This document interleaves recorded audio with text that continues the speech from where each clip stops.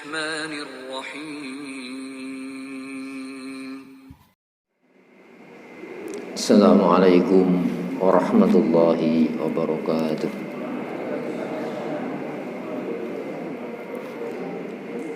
إن الحمد لله نحمده ونستعينه ونستغفره ونعوذ بالله من شرور أنفسنا ومن سيئات أعمالنا. من يهده الله فلا مضل له ومن يضلل فلا هادي له. أشهد أن لا إله إلا الله وحده لا شريك له وأشهد أن محمدا عبده ورسوله لا نبي ولا رسول بعده. اللهم صل وسلم وبارك على محمد وآل محمد كما صليت وسلمت وباركت على إبراهيم وآل إبراهيم في العالمين إنك حميد مجيد. Amma ba'd. Saudara sekalian, sejenak marilah kita sediakan waktu kita untuk bersama mentalaah, memahami materi tafsir Al-Quran. Sertakan harapan kepada Allah dengan menata niatan, semoga lewat telaah kitab Al-Quran malam hari ini Allah memberikan kepada kita anugerah taufik hidayahnya, bimbingan serta pemahamannya. Untuk itu marilah kita buka telaah malam hari ini dengan Al-Basmalah. Bismillahirrahmanirrahim. Surah Taghabun ini. Ayat berapa kemarin? 12 ya.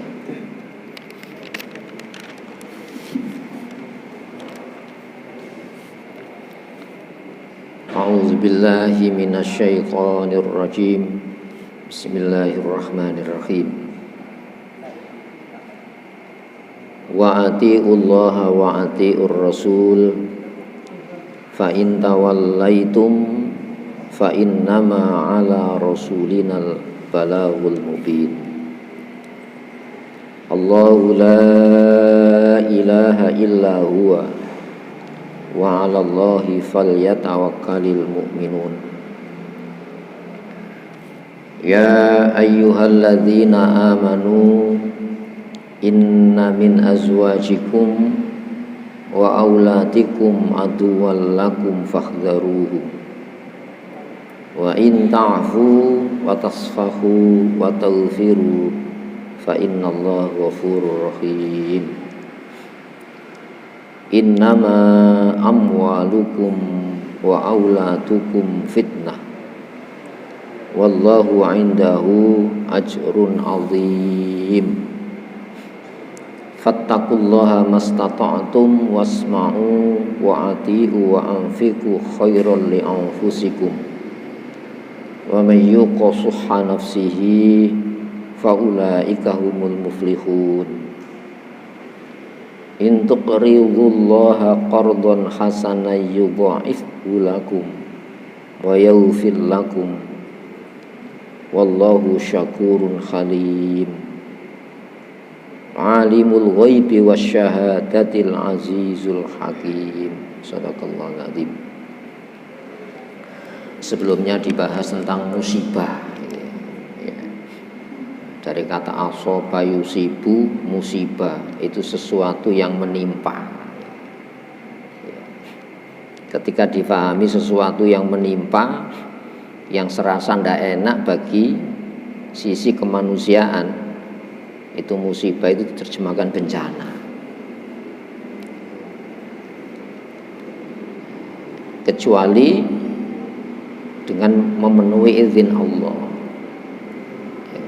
Jadi Allah itu harus diyakini Allah punya keputusan yang namanya qadha. Keputusan itu harus diyakini bahwa Allah sudah memutuskan sebelum semesta ini ada.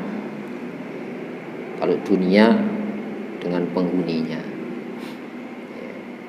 yang dalam bahasa Al-Quran disebut min qabli an-nabra'ah, ya, sebelum kami menciptakan bumi seisinya.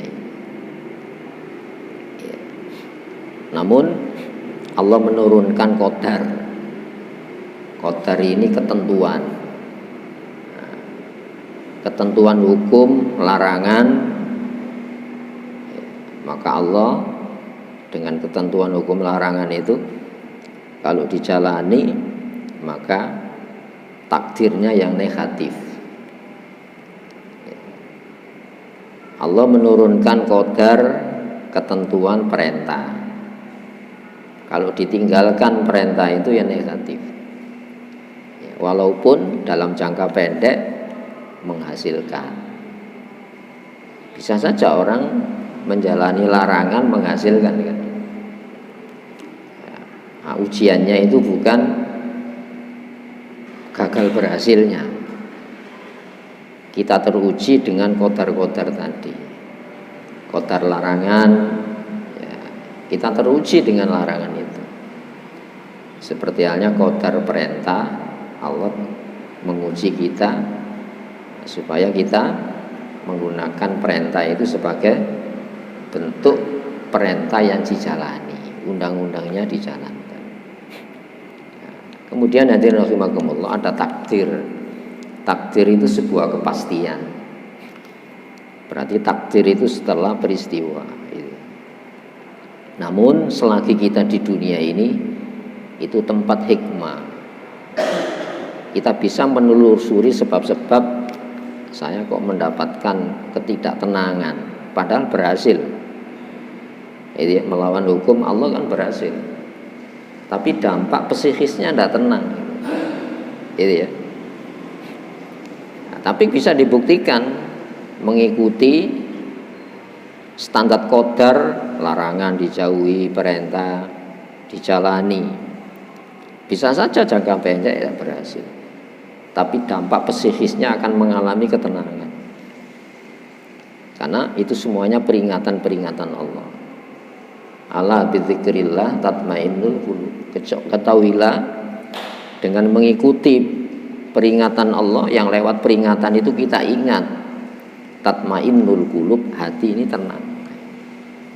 Gitu ya. Maka illa biidznillah, kecuali memenuhi izin Allah itu. Nah, wilayah izin syariat itu wilayah kita.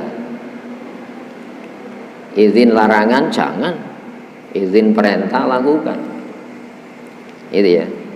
Maka wa may yu'min billah, siapa yang menaruh kepercayaan yang landasannya itu dengan Allah.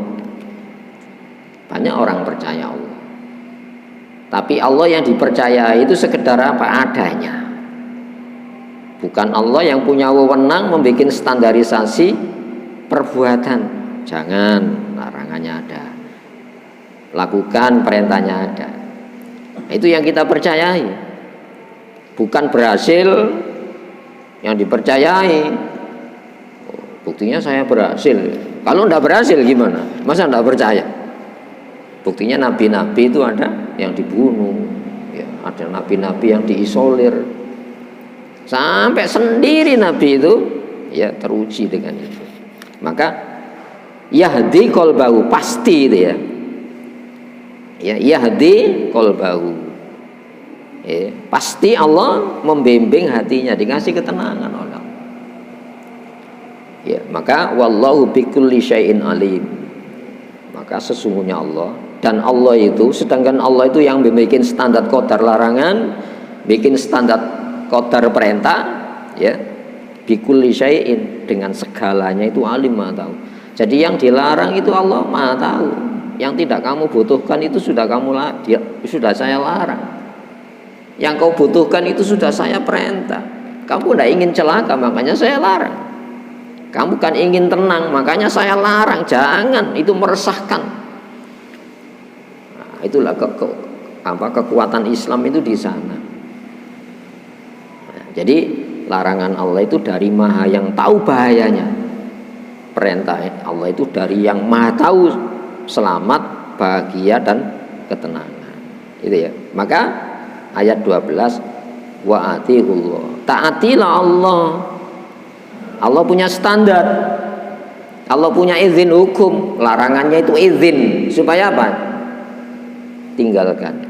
Perintahnya itu izin, lakukan. Itu ya.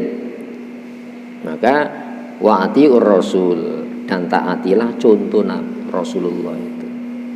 Hadirin, Rasulullah itu menjalani kehidupan bukan gagal berhasilnya. Itu ya. Tapi bagaimana Rasulullah itu manusia yang paling tenang, Rasulullah itu manusia yang paling sabar, mengikuti jejak standar qadarnya tadi. Nah, kalau kita ganti-ganti cara itu tidak sabar. Yang namanya sabar itu ulet, tidak menyerah dengan satu cara, yaitu Allah Subhanahu wa Ta'ala yang menurunkan cara di dalam melaksanakan kegiatan aktivitas, mana yang mesti ditinggalkan, mana yang mesti dijalani, hukumnya dijalankan. Kemudian fa in tawallaitum, maka jika tawallaitum, kamu sekalian berpaling. Berpaling dari apa? Ya standar itu tadi, saya berpaling itu kan ada yang saya berpaling. Kalau ada yang saya tolak berarti saya butuh. Itu ya. Kalau saya tolak berarti saya ini kan butuh. Kalau saya menolak larangan, padahal manusia itu butuh larangan. Kalau manusia itu menolak perintah Allah, padahal manusia itu butuh standar perintah, maka tolak ukurnya adalah pasti suka tidak sukanya. Yang suka dijalani, yang tidak suka tidak dijalani. Itu ya. Sehingga mari kita buktikan bahwa siapapun yang menolak Allah itu pasti berakhirnya tragis. Padahal mereka paling banyak punya bondo untuk selamat. Itu ya. Nah, di sini hadirin rahimakumullah, bukti empirisnya kan bisa dilihat.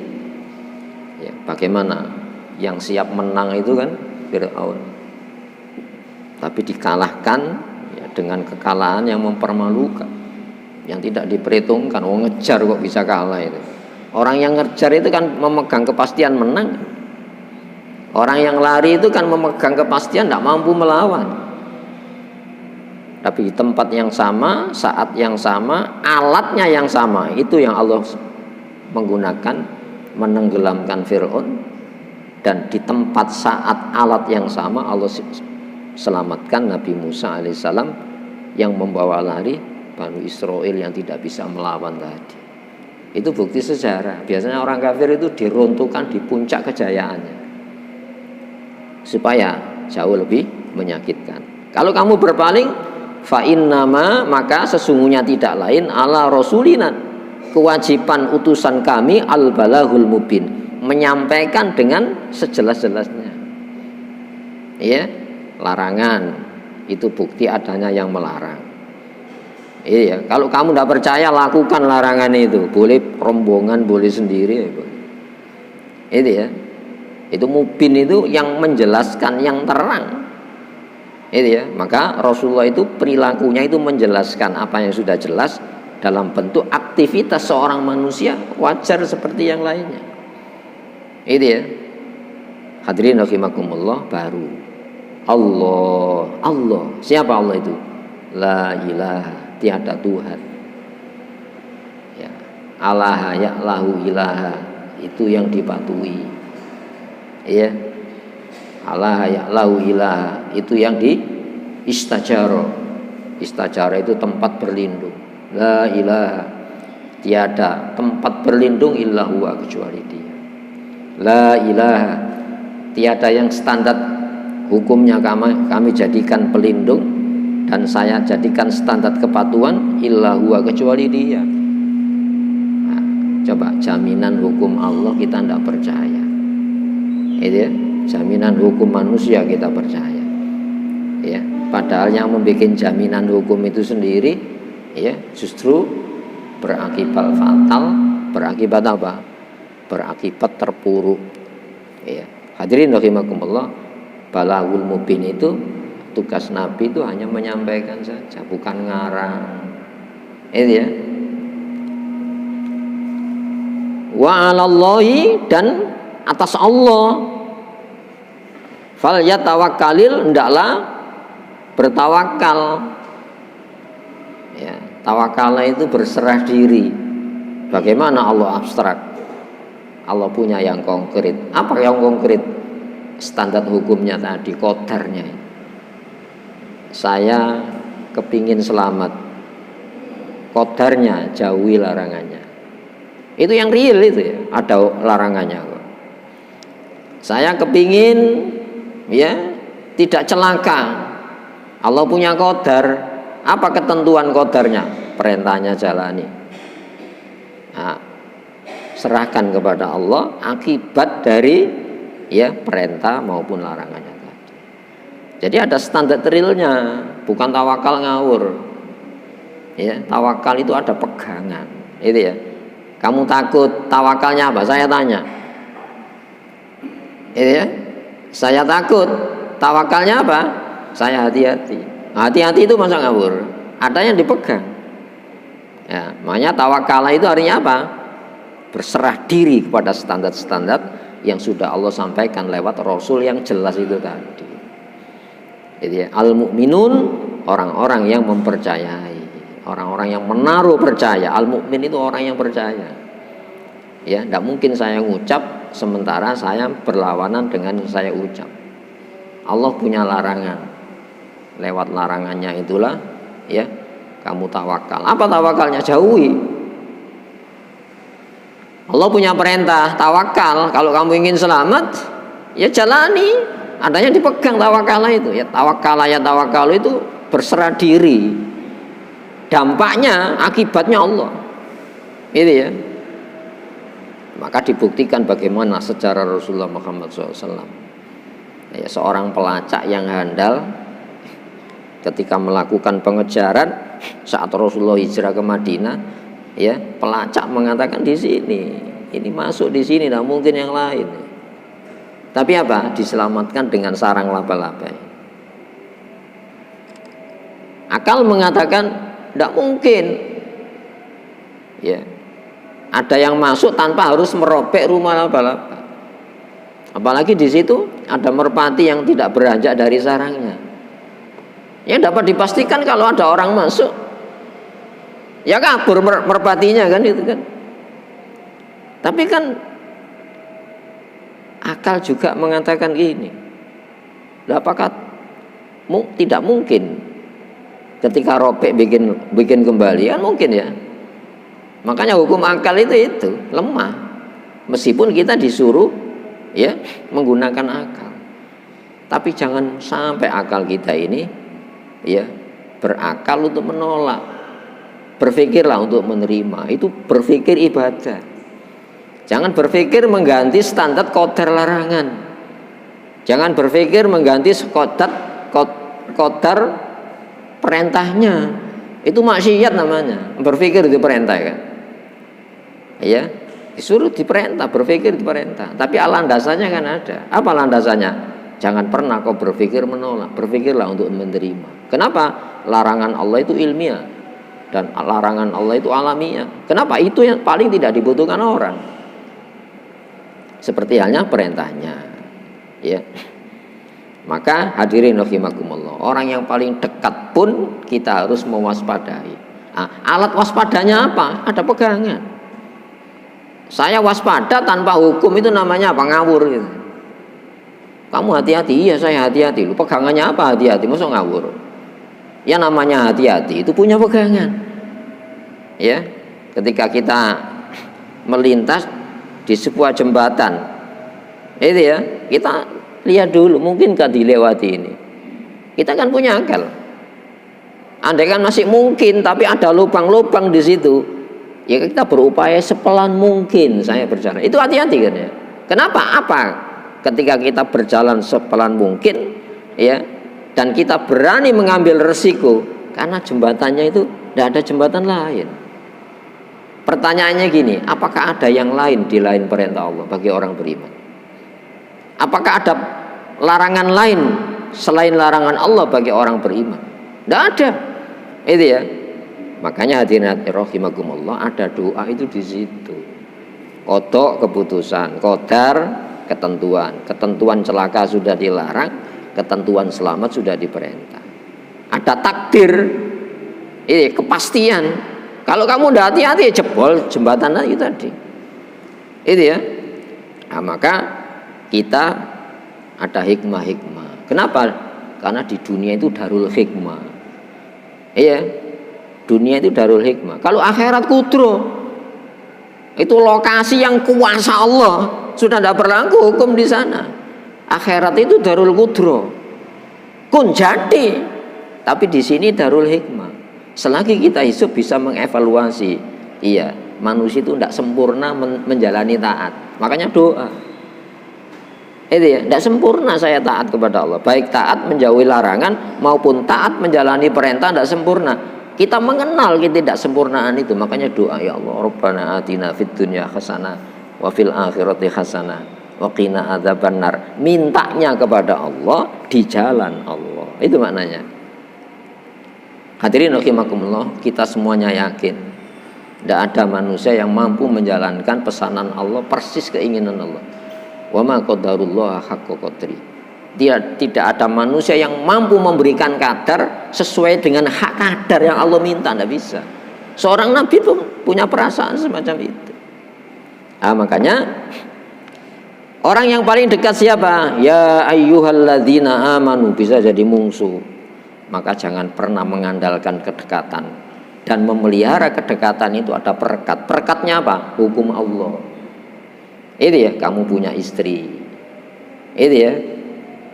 Mana istri, mana perempuan yang boleh dinikah, mana lelaki yang tidak boleh ya dijadikan suami. Kan ada itu ketentuan syariat. Ya. Nah, hadirin rahimakumullah, kontaknya ini syariat. Kontaknya ini syariat, kontak kelaminnya syariat. Nah, ketika terjadi kontak, bagaimana kewajibannya? Mencarikan nafkah. Perintah mencarikan nafkah itu perintah siapa? Allah. Loh, padahal orang berumah tangga pasti cari nafkah kan? Tapi bukan sekedar cari nafkah. Ketentuannya mana hukum yang boleh dipakai, mana yang tidak boleh. Wadah ayatnya itu ya. Sampai Rasulullah mengatakan, yang kau masukkan kepada ya perut anak istri kita itu ibadah. Sampai hubungan kontak kelamin itu ibadah. Padahal yang kontak kelamin itu bukan manusia saja kan, binatang. Tapi kenapa yang dikena hukum kok manusia? Oh, berarti manusia itu dimuliakan oleh Allah. Orang-orang yang sudah percaya kepada Allah, tapi dari sekian banyak yang percaya Allah, tidak banyak menaruh kepercayaan kepada berita hukumnya. Izin-izin hukumnya, izin larangan, izin perintah, benar banyak dipercaya. Ya, di sanalah wilayah kita untuk apa? Mendalami. Inna, sesungguhnya, min azwajikum, di antara azwaj, pasangan-pasangan kamu. Kalau istri bisa suami, suami bisa istri. Wa auladikum, dan anak-anak kamu. Itu ya, akibat apa? Konsekuensi syariatnya tadi ya. Hati-hati kalau kamu kontak jodohnya pakai syariat Islam, tapi ketika memenuhi hajat nafkah sandang pangan papan tidak pakai Islam, berpotensial apa? Aduwwal lakum, menjadi musuh bagi kamu. Boleh dicoba. Ini ya, boleh dicoba. Rombongan ya oleh, dewe-dewe ya oleh. Ayo lakukan berumah tangga tidak pakai caranya Islam.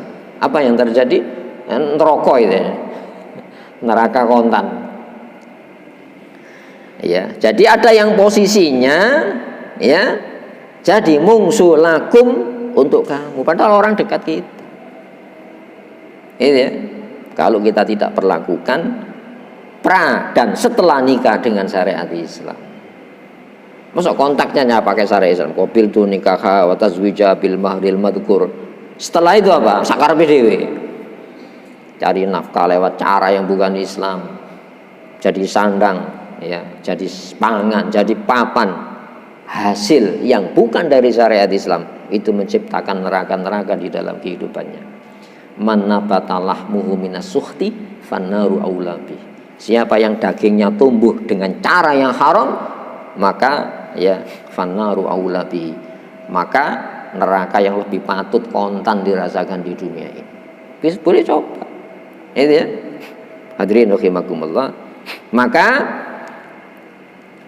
ya fahdharuhum, hati-hati terhadap mereka. Apa? Memperlakukannya. Ada perlakuan hukum. Itu ya, ada perlakuan hukum. Ya.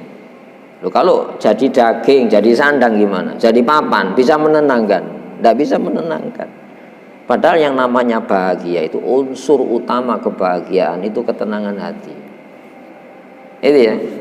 Oh, apakah orang yang cerai itu mesti masalah-masalah ekonomi? Belum tentu. Banyak orang yang ekonominya terpuruk ya bisa bertahan. Itu ya. Banyak orang yang cemepak ekonominya tidak bertahan. Itu sama.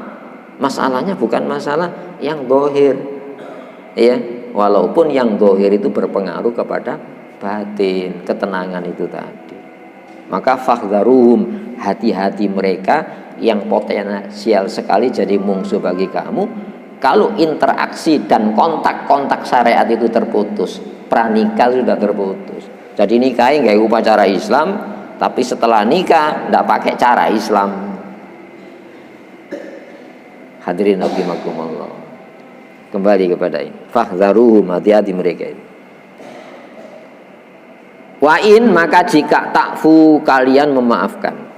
Mungkinkah saya memaafkan kalau saya tidak memahami saya, kekurangan saya ya? Ya, ketika saya memahami kekurangan saya dan itu ditutup pada pasangan saya pasti pemaaf. Iya menungso yang uniku. Tapi kalau tidak pernah mengakui bahwa kelemahannya itu ditutup kelebihan pada pasangannya, dia tidak akan pernah bisa terus, tidak bisa. Itu ya, makanya azwaj itu partner masing-masing memegang wewenang. Ya, wal mar'atu ra'iyah ala mali ya zaujiha. Itu ya. Ya, maka seorang wanita itu ra'iyah, pemelihara harta suaminya. Ya, memelihara, diserai belanja, itu ya, dinafkahi, disandangi, dikasih papan. Kenapa? Dia kita ambil sebagai amanah. Fa innakum akhadtumuhunna bi kalimatillah, bi amanatillah, wa istahlaltum furujahunna bi kalimatillah. Ya, kau mengambil karena pelimpahan wewenang dari walinya diserahkan kepada saya. Iya, saya terima, saya menerima pelimpahan wewenang tadi. Yang asalnya walinya saya terima. Berat apa enggak ya? Karena amanat. Dan dihalalkan kehormatannya dengan kata-kata apa? Qabiltu. Itu ya, qabiltu, aku terima. Siapa yang menikahkan walinya? Pelimpahan itu. Ini saja pesan-pesan itu ya. Partner itu ya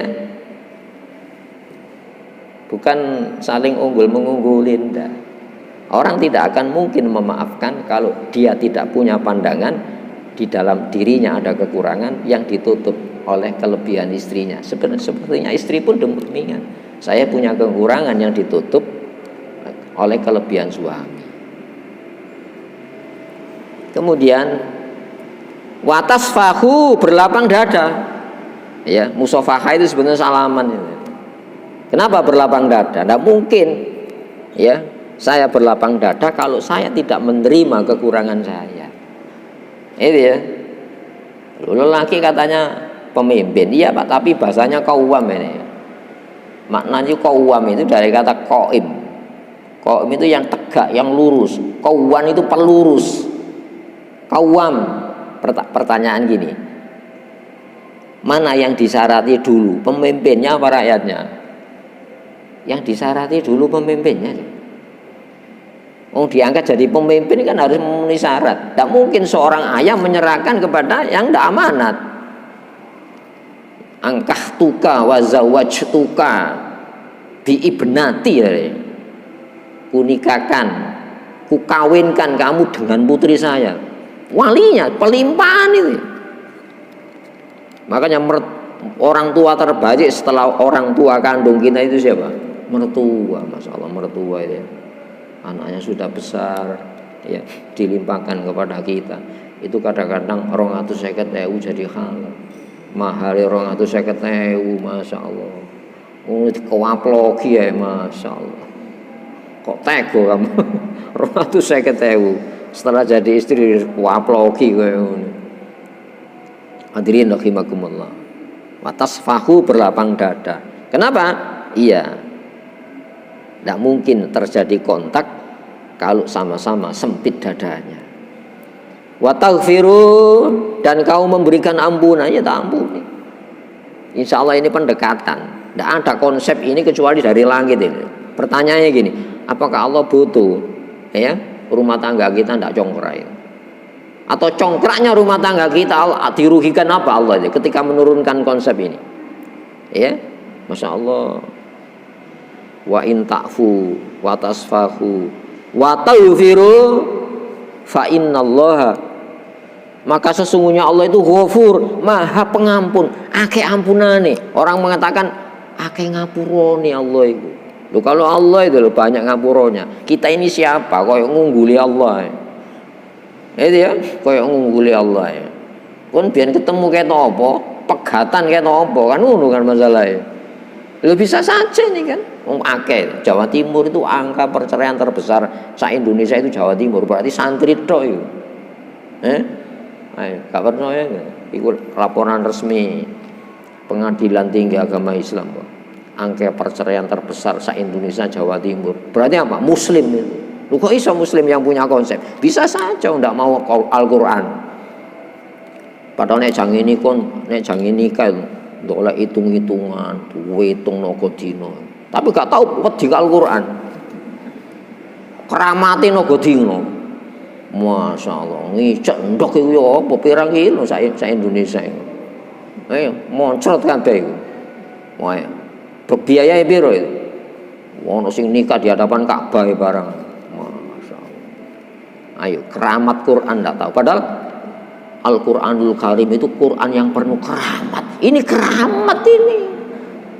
Karomah itu banyak keramatnya.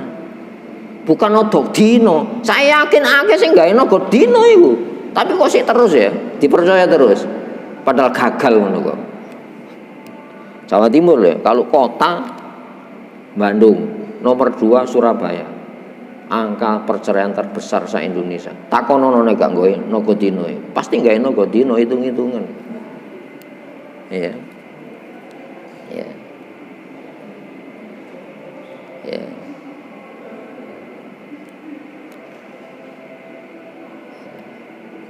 Fa innallaha, maka sesungguhnya Allah yang menurunkan ajaran. Ini konsep. Hati-hati, ada pegangannya. Bagaimana sikap hati-hati? Ta'fu, karena sudah jadi pasanganmu. Wa tasfahu wa taghfiru fa innallaha ghafurur rahim. Allah itu banyak ampunannya. Rahim, lagi Maha Penyayang. Ketika Allah menurunkan ajaran ini, bukan Allah memetik untung atau menderita sebuah kerugian, itu semata sayang Allah Subhanahu wa taala. Quran itu kan sayangnya Allah. Itu ya, hadirin rahimakumullah. Maka innama, sesungguhnya tidak lain, amwalukum, harta-harta kamu yang kamu cari pontang-panting itu. Wa auladukum, dan anak-anak kamu yang kau berkorban sampai tidak pakai cara Islam itu, fitnatun, itu bahan cobaan. Apa cobaannya? Kamu senang itu hati-hati kan. Biasanya orang senang itu banyak yang dijajah oleh apa dan siapa yang disenangi, sehingga lupa Allah yang menciptakan perasaan senang itu. Itu ya. Siapa yang mempertemukan ya kita dengan istri kita, asalnya tidak kenal. Coba telitin sampai jarak jauh. Ono sing Solo oleh Surabaya, ono sing luar negeri oleh. Siapa yang mengawal ini? Masa ada kebetulan ini? Itu ya. Jadi yang mempertemukan hati itu Allah Subhanahu wa taala. Maka sekat ini, wallahu yahulu bainal mar'i wa qalbi, Allah yang mencekat seseorang dengan ya dengan dirinya. Ya. Seorang Seseorang dengan hatinya itu sekatnya Allah. Kalau sekat ini tidak pakai syariat, dicabut, jadi mungsuh. Ayo kan, jadi mungsuh kan. Naudzubillah min dzalik ya. Fitnatun itu cobaan. Apa cobaannya? Aturan siapa yang kau berlakukan kepada apa siapa yang kau cintai. Ini potensial jadi mungsuh. Itu ya. Wallahu, padahal Allah itu indahu, mempunyai, indahu itu kan di sisinya ajrun azim, ya, upah ganti pahala yang besar. Itu ya. Hadirin rahimakumullah. Ini masalah sholat ya? Enggak kan? Upah besar itu diletakkan di mana? Di dalam rumah-rumah kita. Makanya orang yang nikah itu sudah penuh imannya itu. Ya, orang yang belum nikah separuh. Itu ya, masya Allah. Allah menilai itu bukan di sisi sholat saja. Di dalam rumah tangga kita bisa meraih sebuah prestasi di hadapan Allah. Ajrun azim, upah pahala yang agung dalam pandangan Allah Subhanahu Wa Taala. Sampai Rasulullah mengatakan hatta fi budu ya hatiku. Sampai di dalam alat-alat kemaluan kamu itu ada ibadah. Kalau itu disalurkan pada saluran yang benar menurut ajaran Allah Subhanahu. Oh no, aku mau sebanyak itu. Bukan sekedar biologis, itu kontak badan lah ya. Kontak jiwa. Wa min ayati an khalaqalakum min anfusikum ini. Bukan min ajsamikum abdanikum. Enggak. Di antara tanda kekuasaan Allah menciptakan sejenis sejiwa dengan kamu. Apa itu? Pasangan-pasangan hidup kamu. Maka kontak jiwa ini tidak mungkin kecuali dengan ajaran yang bisa menjiwai hubungan-hubungan kontak fisik itu tadi. Hadirin rahimakumullah, ya. Maka fattaqullaha mastata'tum. Hati-hati ya, jagalah Allah semaksimal kemampuan kamu. Ya, wasma'u, dengarkan. Ya, wa atiu, taatilah Allah. Wa anfiqu, jadikan infak itu khairon, penyelesaian terbaik li anfusikum, untuk hal-hal kejiwaan kamu. Kepada istri itu apa? Infak itu. Infak wajib. Itu ya. Pada anak-anak kita itu infak wajib. Sampai ada dosa yang tidak mungkin terhapus kecuali dengan apa? Kesulitan dalam menjalani kehidupan ini. Jadi terangkan dosa itu lewat apa? Kerja. Lewat berpikir keras. Ada ajaran semacam ini. Jadi anfiku khairan li anfusikum, untuk hubungan kejiwaan kamu. Wa may yukasuha nafsihi faulaika humul muflihun. Siapa yang dijaga, dibebaskan ya dari kikirnya jiwa, faulaika humul muflihun. Merekalah orang-orang yang bahagia. Falah itu terhindar dari yang ditakutkan, mendapatkan apa yang dicita-citakan, yang disenangi. Itu falah. Saya pikir ini hadirin rahimakumullah, tadi agak terlambat ya. Marilah kita berdoa pada Allah Subhanahu Wa Taala. Semoga yang kita telaah diantarkan jadi hidayah bagi kita semuanya. Allahumma shalli wa sallim wa barik ala Muhammad wa ala ali Muhammad. Alhamdulillahirabbil alamin. Rabbana zalamna anfusana wa illam taghfir lana wa tarhamna lanakunanna minal khasirin. Rabbana la tu'akhidna in nasina aw akhtana. Rabbana wa la tahmil alaina isran kama hamaltahu 'alal ladzina min qablina. Rabbana wa la tuhammilna ma la taqata lana bih wa'fu 'anna waghfir lana warhamna anta maulana wansurna 'alal qaumil kafirin. Rabbana atina fid dunya hasanah wa fil akhirati hasanah wa qina adzabannar. Subhana rabbika rabbil izzah amma yasifun. Assalamun alal mursalin. Alhamdulillahirabbil alamin. Assalamualaikum warahmatullahi wabarakatuh.